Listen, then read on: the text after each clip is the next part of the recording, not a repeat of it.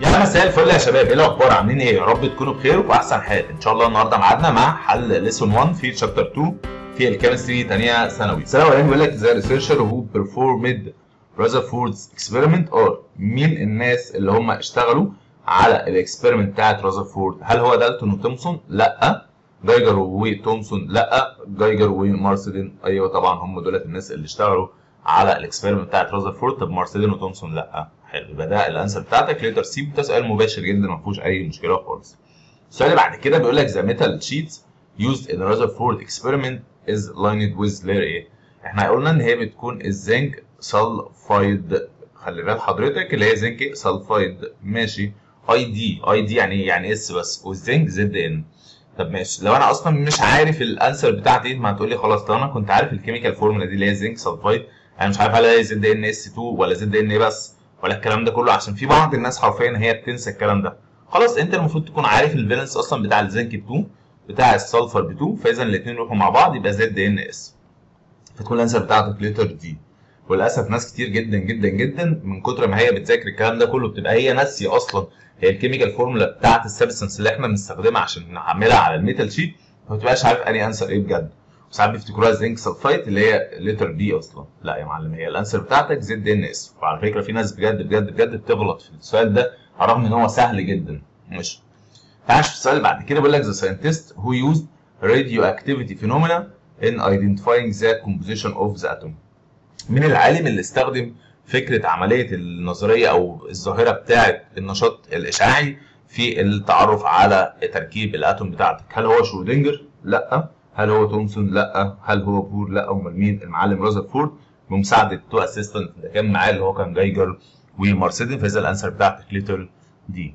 السؤال بعد كده يقول لك رذرفورد ثيوري proved for the first time that the atom ايه؟ يقول لك هتفتكر نظريه رذرفورد اثبتت ايه للوهله الاولى، للمره الاولى، ان الاتوم بتاعتك ايه؟ is indivisible، يعني بمعنى صح كده هل هي غير قابله للانقسام؟ طبعا اكيد غلط. is electrical neutral؟ لا، لان الراجل اللي قال الكلام ده كان الراجل اسمه تومسون، هو اللي قال ان الاتوم بتاعتك is electrical neutral. هل هي solid؟ لا، لان كان تومسون برضو كان من ضمن الفروض بتاعته ان قال الاتوم بتاعتك is solid، وبعد كده رذرفورد لما جه قال لك اثبت ان الاتوم بتاعتك is unsolid. ليه؟ لان هي contain fast space اللي هي بمعنى صح فيها فراغ. فاذا الانسر بتاعتك لتر سي. السؤال اللي بعد كده which of the following observation، مين من الاوبزرفيشنز دي من الحاجات اللي احنا شفناها show the indivisibility of the claim that the atom is solid as reasoned by Thomson؟ مين من المشاهدات اللي احنا شفناها دي كسرت او امحت ان الاتوم بتاعتك كانت سوليد زي ما توقعها تومسون؟ ماشي. ايه اصلا اللي احنا اكتشفناه عشان نقول الاتوم بتاعتي از نوت سوليد؟ ان بمعنى صح كده ان الموست في الالفا بارتكل ماله يا صديقي بدا يظهر على الميتال شيت بتاعي على الزنك سلفايد في نفس الاماكن اللي كانت موجوده فيها الالفا بارتكل من قبل ما احنا نحط الجولد فويل. هل الديفيجن اوف سم اوف الفا بارتكل اب ان كوليجن وذ سوليد فويل؟ اكيد طبعا لا. هل البنتريشن اوف سمول فراكشن، هل ان في جزء صغير جدا من الالفا بارتكل خبط في الجولد فويل؟ اكيد لا. ريفليكشن اوف هاي برسنتج اوف الفا بارتكل؟ لا، ما كانش فيه اصلا ريفليكشن لهاي برسنتج، ده كان سمول فراكشن. اما الابيرنس اوف فلاشز اون ذا سنسيتيف بليت behind the gold foil after falling of alpha particle participate on it؟ طبعا اكيد الانسر بتاعتك لتر دي، ان يصور معظم الفلاشز بتاعت الالفا بارتكل حتى في وجود الجولد فويل في نفس الاماكن اللي كانت ظهرت فيها الالفا بارتكل من قبل ما نحط الجولد فويل. يبقى اذا الانسر بتاعتك لتر دي.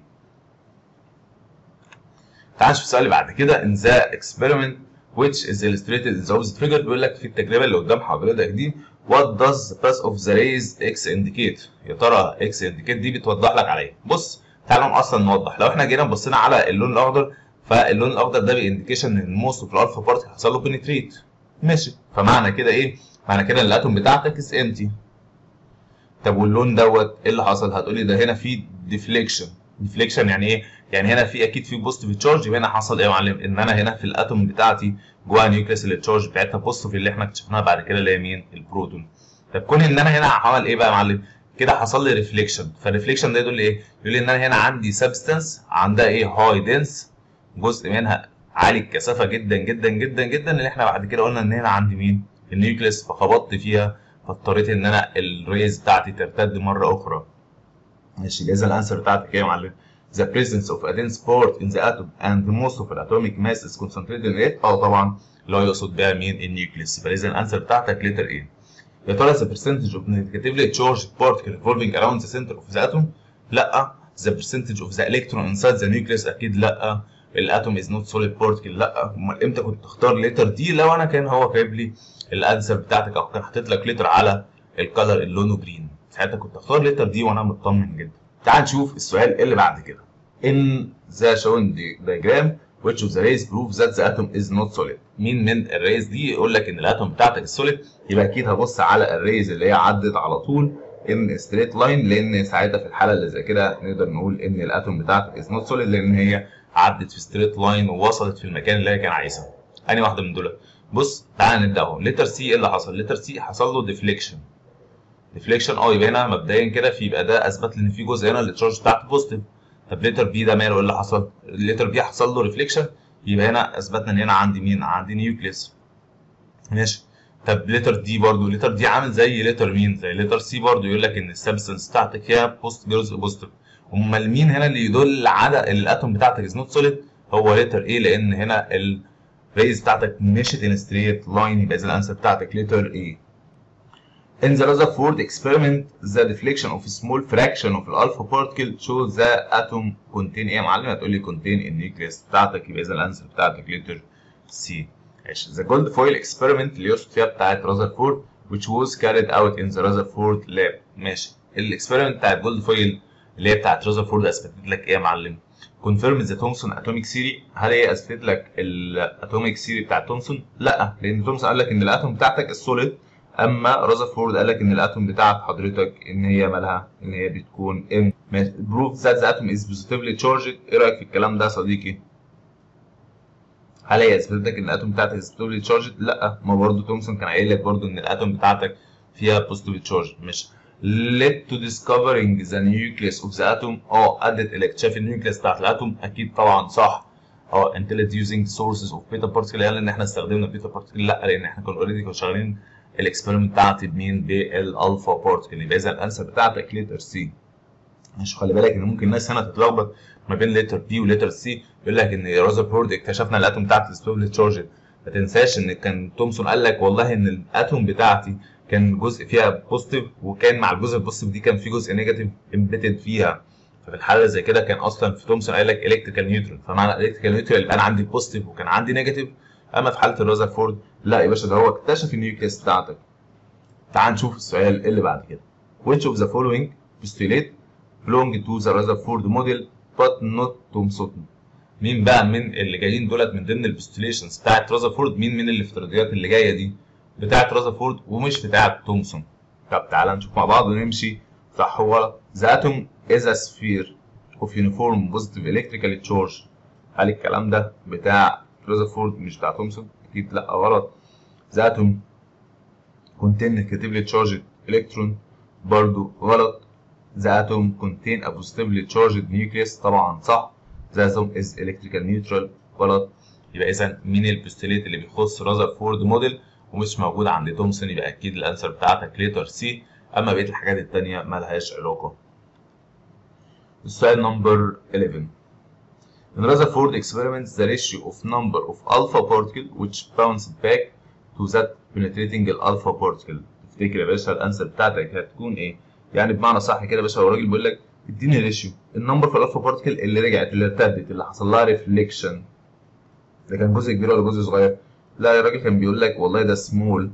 طب وبالنسبه اللي حصل لها بنتريتنج، اللي حصل لها بنتريتنج يعني حصل لها بنتريشن، ده كان لارج. فتخيل الريشيو بقى سمول على لارج، يبقى كده هتكون ليس ذان ايه؟ هتكون اكيد ليس ذان 1. يبقى اذا الانسر بتاعتك لتر بي.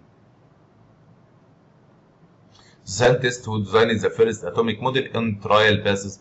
مين من الساينتست دولت اللي عمل الموديل بتاعه على تجارب عمليه واشتغل بايده جوه لاب؟ يبقى اكيد المعلم مين؟ رذرفورد. يبقى اذا الانسر بتاعتك لتر ايه. the scientist who discovered. مين من الساينتست اللي اكتشف ان الالكترون الماس بتاعته هنهملها compared to that the nucleus. هنهمل الماس بتاعت الالكترون بالنسبه للماس بتاعت النيوكليس هو الراجل مين اللي قال الكلام ده كله؟ هتقول لي الراجل قال الكلام ده كله هو رذرفورد برضه. ماشي. رذرفورد موديل اوف اتوم. ماشي، تعال نشوف بالنسبه لرذرفورد موديل اوف اتوم ده بالنسبه لي يمثل ايه؟ هل هو اللي ده recently adopted model of atom هو ده اللي احنا ماشيين عليه في الموديل بتاع الاتوم، هو ده اللي احنا شغالين عليه ولا لا؟ هو ده اللي اوريدي حديثا احنا خلاص استقرينا ان الموديل بتاع رذرفورد هو ده اللي هنشتغل بيه على طول؟ قال لك لا، يبقى دي رونج انسر. assume that the atom is solid. هل هو رذرفورد قال لك الاتوم is solid؟ لا برضه. explain the unique atomic spectrum of different element. هل هو اشتغل على الاتوميك سبيكترم بتاعت الديفرنت element؟ لا برضه. يبقى assume the charge of electron is equivalent to the charge of nucleus. يبقى اذا الانسر بتاعتك لتر مين؟ لتر دي. after carrying out Rutherford experiment بعد التجربة بتاعت رذرفورد using fold of gold and alpha particle all the following were concluded except. بيقول لك بعد عملية الاكسبيرمنت بتاعت رذرفورد بعد ما تستخدم الجولد فويل والالفا بارتكل كل اللي جاي ده كان صح ما عدا، يبقى انا اكيد عندي 3 انسر كوريكت وواحده غلط، فانا هدفي ان انا اختار الرونج انسر. ماشي. ذا سمول سايز اوف نيوكليس في الاتوم دي صح ولا غلط؟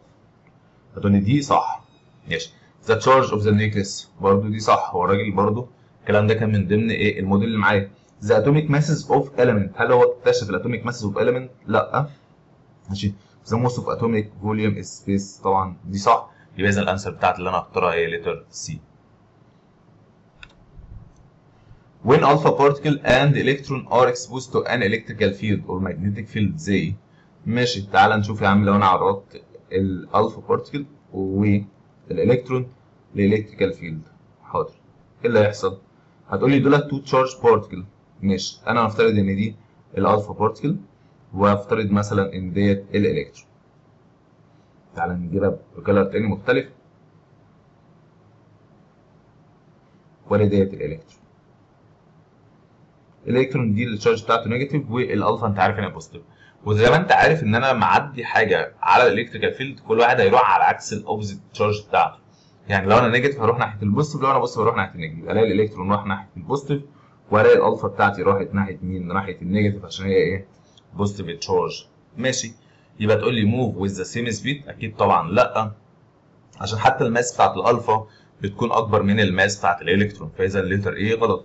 بس in the opposite direction to each other هيمشوا في اتجاهات مختلفه عن بعضها، اكيد يبقى اذا الانسر بتاعتك بتاعت لتر بي صح. ليه؟ عشان هما الاثنين مختلفين في التشارج. ماشي. path together in the same direction لا برضو. are not affected by electrical field برضو غلط، يبقى اذا الانسر بتاعتك لتر بي. السؤال اللي بعد كده each of the following is based on electrical field. لما اعدي دلوقتي على electrical field alpha particle دي اللي التشارج بتاعتها positive. ماشي. الكترون اللي التشارج بتاعتها negative. a group of nuclei of the atom of different element. group of nuclei يبقى النيوكليس بتاعتك بتكون تشارج positive. يبقى اكون انا متوقع ايه يا صديقي؟ تعالى نتفق مع بعض اهو. ادي positive ودي نيجاتيف. لما اعدي الالفا هنا اول حاجه تروح فين؟ هتقول لي الالفا هتروح ناحيه النيجاتيف. ماشي. طب لما اروح الالكترون اعديه هنا الالكترون تشارج بتاعته نيجاتيف يبقى كده يروح ناحيه مين؟ هيروح ناحيه البوزيتيف تشارج. طب النيوكليوس بتاعت الاتوم بتاعتك مش هي التشارج بتاعتها بوزيتيف؟ يبقى تروح ناحيه مين؟ النيجاتيف. الالفا بارتكل ار ديفليكتد تورتس البوزيتيف بول لا، انت قلت لي النيجاتيف يبقى اذا لتر اي غلط، وار ديفليكتد تورتس البوزيتيف بول يبقى لتر دي غلط. ماشي. يبقى اذا الانسر بتاعتي يا بي يا سي. يبقى مبدئيا كده يبقى احنا هنشطب دي وهنشطب دي. ماشي. يبقى احنا كده خلصنا. الالكترون دي يا باشا ايه؟ التشارج بتاعتها نيجاتيف يبقى هتروح ناحيه البوزيتيف بول، فبرضه في نمبر 2 ديفليكتد تورتس البوزيتيف بول وهنا ار ديفليكتد بوزيتيف بول، يبقى برضه كده لتر 2 برضه نفس الكلام. تمام. ماشي. طب تعالى نمبر 3 our group of nuclei of atom of different element هي بوزيتيف تشارج هتروح ناحيه النيجاتيف، يبقى اكيد الانسر بتاعتك مين يا صديقي؟ هيكون الانسر بتاعتك لتر سي، عشان فعلا كل الاختيارات اللي احنا اخترناها ادي نيجاتيف وبعد كده بوزيتيف وبعد كده نيجاتيف، فهنا نيجاتيف بوزيتيف نيجاتيف. يبقى اذا الانسر بتاعتك لتر سي. ماشي. السؤال اللي بعد كده the failure of Rutherford atomic model. الفشل او Rutherford model is attributed to that it didn't explain. ايه الفشل اللي اصلا حصل في Rutherford model وبالتالي ده ادى ان هو ما عرفش ان هو يفسر مين يا صاحبي؟ تعال نشوف. هل the nature of the movement of electron around the nucleus اللي هو ما وضحش طبيعة الحركة بتاعة الالكترون around the nucleus؟ طبعا صح. the presence of nucleus on atom لا. the presence of attraction force between the nucleus and electron لا برضه. the presence of space between the nucleus of and electron برضه غلط. امال ايه اللي حصل اصلا بالنسبه لي؟ هو ما قدرش يفسره. هي عمليه وطبيعه الحركه بتاعه الالكترون حوالين النيوكليس بتاعته. which of the following postulated by Bose-Thomson and Rutherford؟ مين الحاجات اللي هو تومسون ورذرفورد قالوها والاثنين فعلا كانوا صح جدا؟ ماشي. ان الاتوم از الكتريكال نيوترال. الاثنين قالوا اتفقوا على دوت. ان تومسون قال لك والله ان انا الاتوم بتاعتي دي الكتريكال نيوترال. ان قال لك ان الاتوم بتاعتي السوليد فيها بوزيتيف تشارج، ومع البوزيتيف تشارج دي كان في الكترون امبيدد فيها. وده الكلام اللي رذرفورد برضه اكد على الكلام ده برضه. ماشي. The nucleus is positively charged. اتولي تومسون اصلا ما اكتشفش النيوكليس. الاتوم is homogeneous sphere برضه لا. The atom is solid sphere برضه لا. يبقى اذا الانسر بتاعتك ليتر ايه. تعال نخش على السؤال اللي بعد كده. The line spectrum of an element is characteristic as no two element can have the same.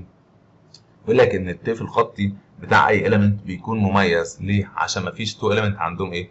اتفقنا ان اللاين سبيكترم عامل زي الفينجر برينت، وطبعا ما فيش اي اتنين بني ادمين عندهم نفس الفينجر برينت، وبالتالي اي element ما عندهمش نفس الاتوميك ايه؟ الاتوميك نمبر. يبقى اذا الانسر بتاعتك ليتر ايه. What is the scientific contribution which led to concluding that the electron configuration of the element؟ مين الاسهام العلمي اللي ادى ان احنا نستنتج الالكترونيك كونفيجريشن بتاعه الاليمنت؟ ماشي. هل conclusion that the atom is electrical neutral؟ طبعا لا. امال ايه اللي اصلا الاسهام بجد اللي فعلا؟ هو فكره ان احنا عملنا تحليل لللايت emitted from الاكسايتد اتوم. ليه بقى يا صاحبي؟ بص، انا الالكترون كان قاعد جوه انرجي ليفل وبدا يطلع هنا عمليه الاكسايتيشن، فطلع الالكترون اهو. الالكترون هو نازل ما بينزلش مره واحده. امال الالكترون بينزل سنه سنه. حلو. لما بينزل سنه سنه ده بيعمل ايه؟ بيبدا يطلع ايميشن. فاستنتجت ان الالكترون بيريح شويه هنا. بيريح شويه هنا فين بقى؟ في حاجه اسمها السب ليفل اللي احنا بعد كده هناخدها لحاجه اسمها الاس والبي والدي. فالالكترون بيكون موجود هنا، واحنا عرفنا ان الالكترون بيقعد بقى كل شويه في انهي سب ليفل. يا ترى كام الكترون بيقعد جوه انهي سب ليفل؟ سواء الاس بيقعد كام الكترون بيقعد في البي، كام الكترون بيقعد، والدي نفس الكلام، والاف.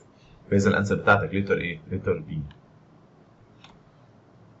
all the following are correct except. يبقى انا اكيد عندي 3 انسر كوريكت وواحده رونج، فانا مضطر ان انا اختار الرونج انسر عشان هي دي الاجابه اللي هو هيكون محتاجها في السؤال.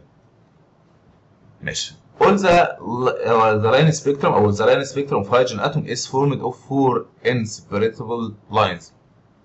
هل اللاين سبيكترم بتاع الهيدروجين بيكون متكون من 4 خطوط بس مش منفصلين؟ لا. ويبقى اذا دي الانسر اللي انا هكون محتاجها. ماشي. the electron are negatively charged. طبعا. the Bohr atomic model introduced the concept of quantum to determine the energy of electron and energy level. يعني بيقول لك ان بور وقدم لي المصطلح او بمعنى صح الكونسبت اللي هو بتاع الكوانتم اللي هو الاماونت اوف انرجي عشان اعرف الاماونت بتاعت الانرجي جوه كل انرجي ليفل. صح؟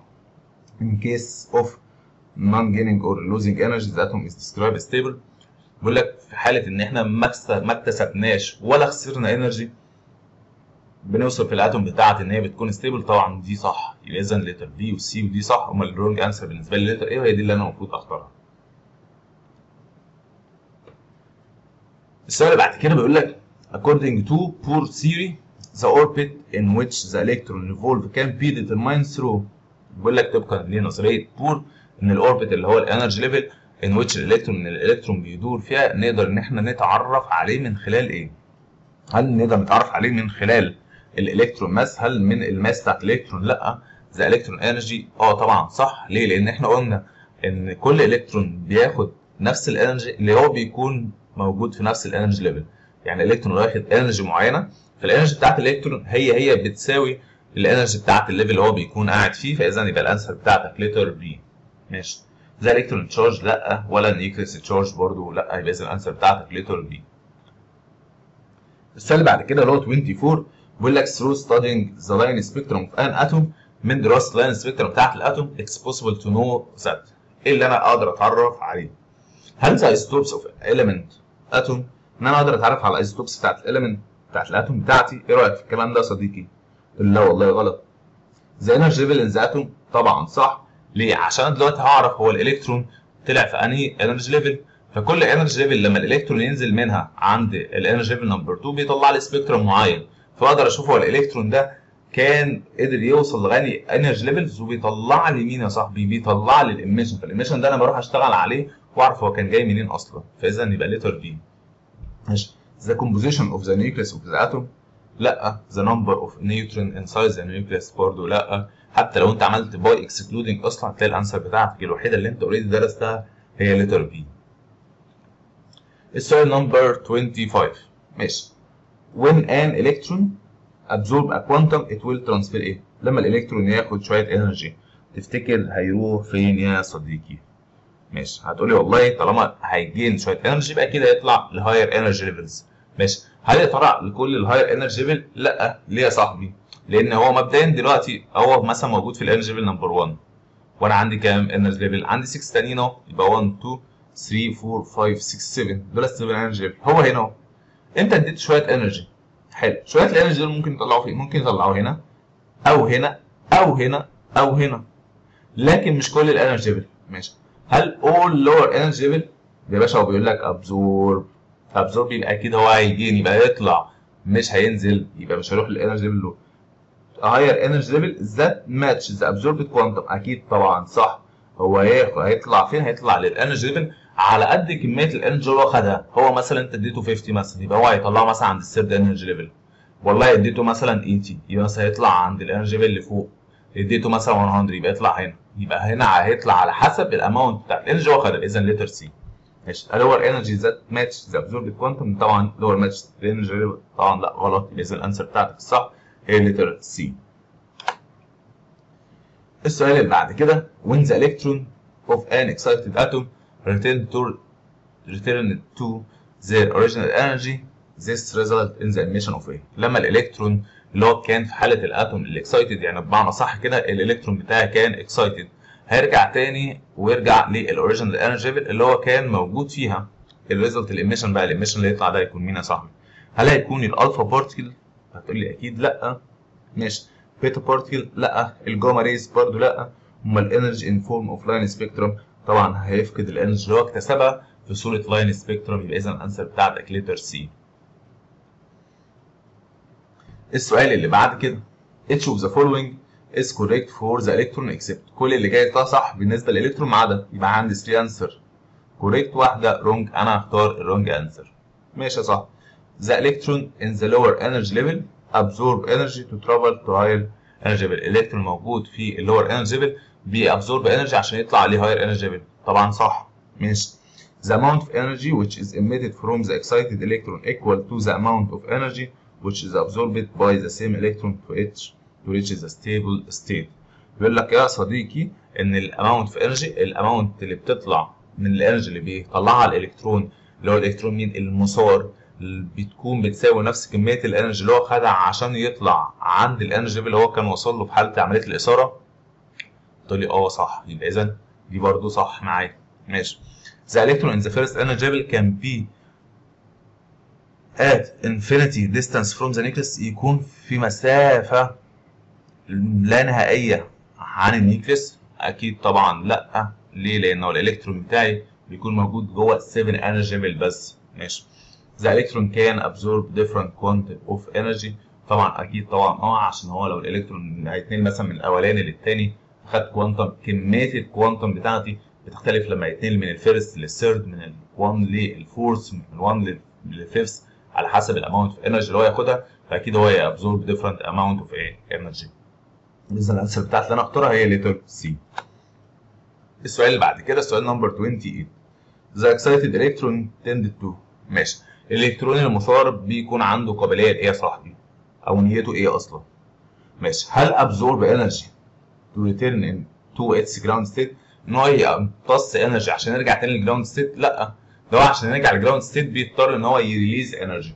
يبقى اذا الليتر ايه غلط.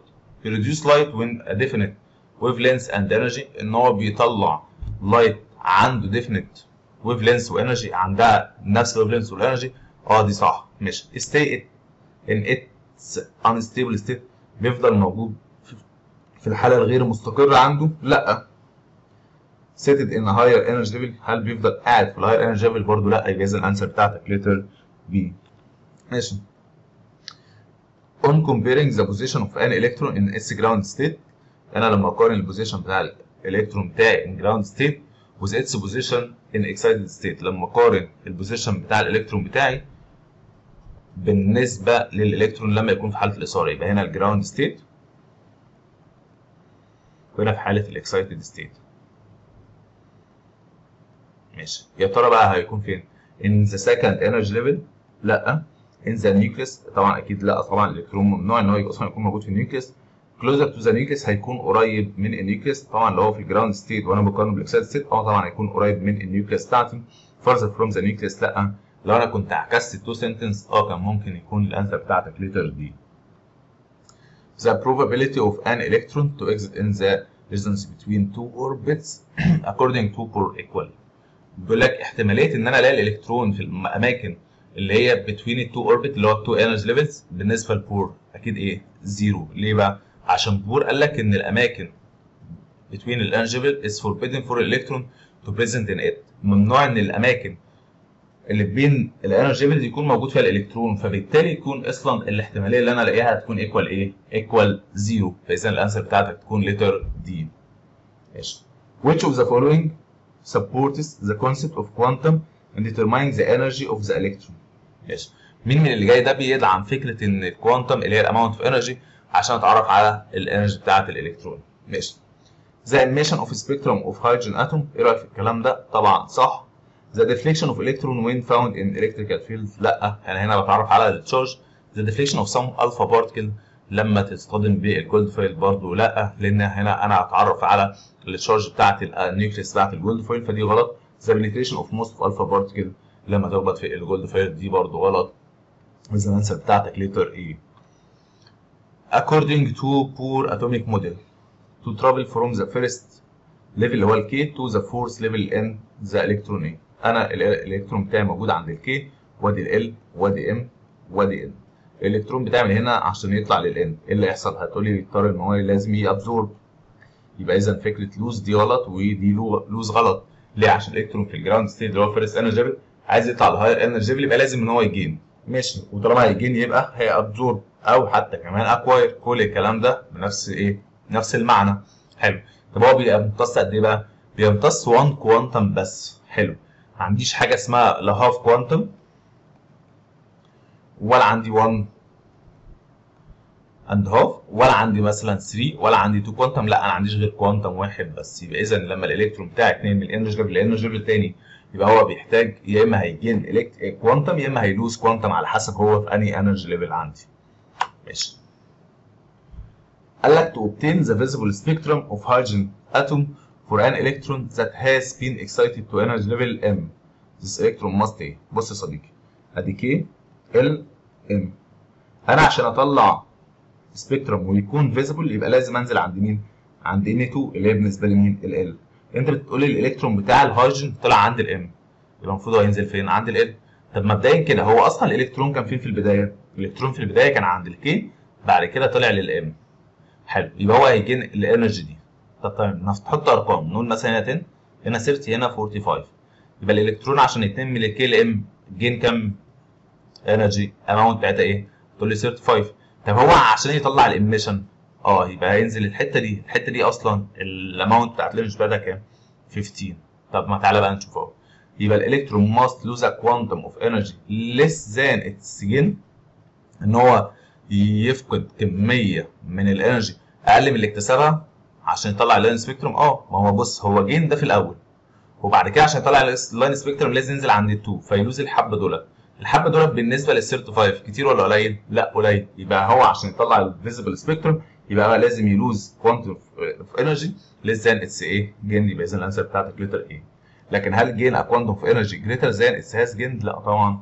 لوز ا كوانتم اوف انرجي ذات ات هاز اوريدي جين، لو هو فقد نفس كميه الانرجي اللي هو اوريدي اكتسبها هينزل تاني عند الكي، وفي الحاله زي كده هيطلع الانرجي بتاعته هيكون فين يا صاحبي؟ هيطلع السبيكتروم بتاعتي في حاله الالترا فايوليت ريز. ماشي. واذا في الانسر دي تكون غلط برضو، هيكون جين كوانتم اوف انرجي ما حددلكش هو قد ايه اصلا، وبالتالي هو عايز ينزل اللاين سبيكتروم او فيزيبل سبيكتروم يبقى لازم هيلوز مش جين كمان. يبقى اذا الانسر بتاعتك لتر A. The visible line spectrum، عشان اشوف ال visible line spectrum في hydrogen atom arises as a result of return of excited electron from the higher energy level to level A. عشان اشوف واحصل على اللاين سبيكترم يبقى الالكترون اللي كان موجود في الهاير انرجي ليفل اللي هي الاكسايتد اتوم في الحاله زي كده لازم يرجع لغايه انهي ليفل؟ لازم يرجع للليفل اللي هو N2 اللي هو بالنسبه لي يمثل مين؟ لتر L. Which of the following transition، مين من الترانزيشن اللي جايه دي of electron in hydrogen atom result in the emission of visible light؟ مين في دول تطلع لي visible light؟ يبقى هبص على اي حاجه تطلع لي عند مين؟ عند N2. يبقى يكون في higher energy level والاقيه هينزل عند مين؟ عند N2. من ال 5 لل 2 دي صح ولا غلط؟ دي صح. من ال 3 لل 1 لا، هيطلع في الالترا فايلوت. من 3 ل 4 باشا ده كده بيحصل اكسايتيشن اصلا مش ريتيرن باك. غلط. من 1 ل 2 دي اكسايتيشن برضه. يبقى اذا الانسر بتاعتك لتر ايه؟ لتر ايه. ماشي. The opposite figure shows several travels of the electron. الشكل ده بيوضح لك عمليه انتقال الالكترون of an excited hydrogen atom فيها hydrogen atom between different energy levels في different energy level which of this travel produces spectral line of hydrogen atom. مين من دولت هيوضح لي ويطلع لي spectral line في الهيدروجين؟ يا ترى ايه؟ بص ايه طالع من N ل 1 ده كده عمليه اكسايتيشن يا صاحبي، وانا عشان اطلع السبكترال لاين يبقى لازم الالكترون بتاعي هيرجع ريتيرن باك، يبقى اكيد مش لتر ايه. طب هل لتر بي يا صاحبي؟ بص كده على اللتر بي. ماله لتر بي؟ باشا اللتر بي ده نزل عند N 1 فبالتالي هيطلع ريز وهيطلع سبيكتروم، بس السبيكتروم بتاعي انا مش هشوفه لانه في الاند فيزبل اريا. ماشي، يبقى لتر بي برضه غلط، يبقى A وبي غلط. لتر سي لما ينزل عند الان هيطلع لي السبيكترال لاين، السبيكترال لاين يطلع في الفيزبل اريا فاقدر اشوف السبيكترال لاين اللي هو هيكون عايزها، فاذا يبقى الانسر بتاعتك لتر ايه؟ لتر سي. طب في اللتر دي نزل عند 3 وهنا الاماونت بتاعت الانرجي قليله فهيطلع في الانفراريد.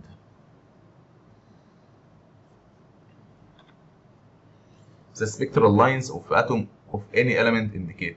بيقول لك السبيكترال لاين في any of atom of any element indicate ايه؟ يا ترى الخطوط الطيفيه اللي بتطلع من الاتوم دي بتاعت اي element بتوضح لك ايه؟ يا ترى النمبر في الالكترون in the atom of this element؟ لا. The energy of level where the electron is present، يا ترى الانرجي بتاعت الليفل اللي كان فيها الالكترون. تفتكر الكلام ده صح يا صاحبي؟ ايه رايك في الكلام ده؟ هتقول لي برضه غلط. The energy of electron in energy level برضه غلط. The difference in energy between two energy level طبعا صح. ليه؟ لان انت فاكر لو احنا كنا اتفقنا ان الالكترون لما يرجع لغايه N2 فبيطلع لي ايه؟ بيطلع visible light. طب لو رجع ل N1 هيطلع لي مين؟ الترا فايلوت. طب لو نزل عند 3 هيطلع لي مين يا صاحبي؟ هيطلع لي الانفراريد. فانا بالتالي هشوف هو الالكترون ده السبيكترال لاين اللي هو يطلع ده هيعرفني هو انت كنت جاي من انهي انرجي ليفل، لان لو انا كنت نازل عند ال2 غير لما اكون نازل عند ال1 غير لما اكون نازل عند ال3 فكل ده بيوضح لي الديفرنس ان انرجي between two energy levels. ماشي. The radiation whose wavelength is 486 نانومتر ليه ان ريجن ايه معلم؟ تفتكر الراديشن هيكون طالع ويكون الويف لينس بتاعته كده هيكون في انهي اريا يا صاحبي؟ هتقول لي على طول ده هيكون في الفيزيبل لاين.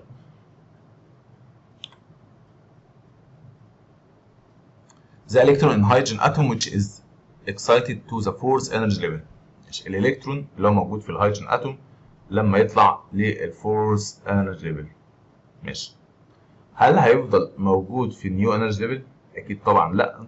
return to its ground state by visible spectrum only، هل هيرجع ويديني visible spectrum only؟ لا، يعني الالكترون ينزل عند N2؟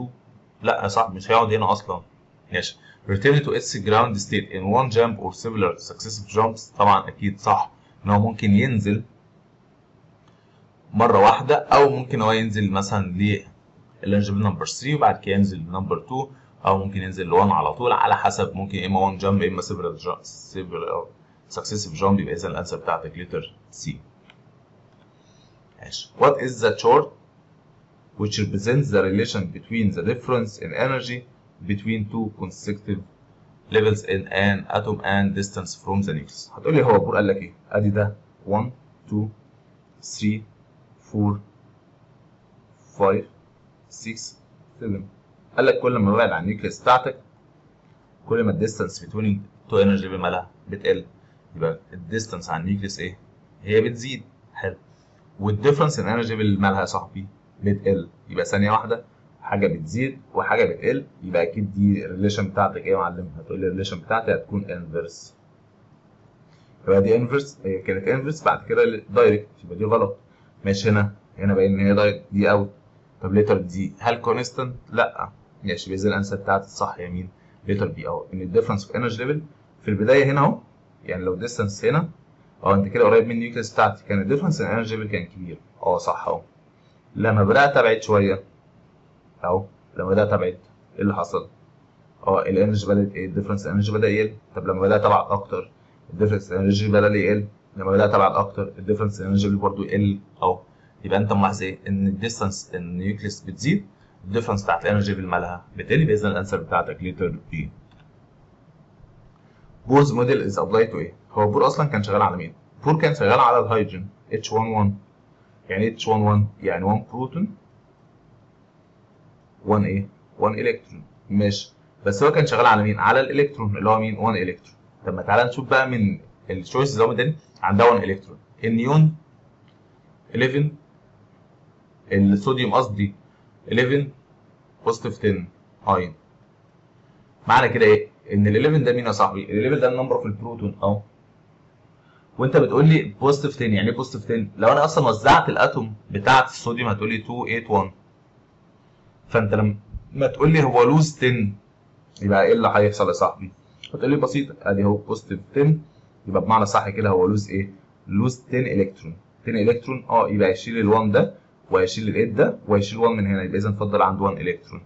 يبقى هو هيشتغل على الالكترون دوت. يبقى اذا الصوديوم 11 بوزيتيف 10 يبقى هو شبه مين؟ شبه الهيدروجين، هي عندها 1 الكترون. اذا الانسر بتاعتك لتر ايه؟ طب تعالى كده الهيليوم. الهيليوم اتوم يعني ايه؟ يعني بوزيتيف 2 و2 الكترون، ودي بالنسبه لي لا، عشان هنا ايه؟ 2 الكترون. طب تعالى البريليوم 4. طب ما تعالى اصلا نعمله الكترونيك كونفيجريشن.